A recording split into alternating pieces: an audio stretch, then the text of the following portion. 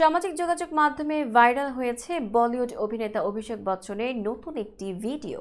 এতে অভিষেক তার স্ত্রী বলিউড অভিনেত্রী ঐশ্বরিয়া রায়ের সঙ্গে বিচ্ছেদের ঘোষণা দেন। সাদা কালো ভিডিওতে কালো টি শার্ট পরা অভিষেক বলছেন, ঐশ্বরিয়ার সঙ্গে আমার বিচ্ছেদ নিয়েই কথা বলতে বসেছি।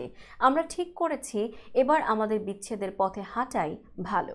ওই ভিডিওতে অভিষেক আরও বলেন, গত কয়েক বছর ধরে বিভিন্ন ধরনের গুঞ্জন আমাদের তাড়া করে ফিরেছে।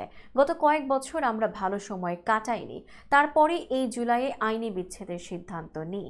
অভিষেকের বিবাহ বিচ্ছেদের ঘোষণার এমন ভিডিও বিভিন্ন সামাজিক যোগাযোগ মাধ্যমে ঝড়ের গতিতে ছড়িয়ে পড়ে। নেটিজেনদের চোখে পড়তেই ভক্তরা চিন্তায় পড়ে যান ঐশ্বরিয়া অভিষেক জুটিকে নিয়ে। জনপ্রিয় এই তারকা জুটির বিচ্ছেদ হলে তাদের একমাত্র মেয়ে আরাধ্যা বচ্চন কার কাছে থাকবে?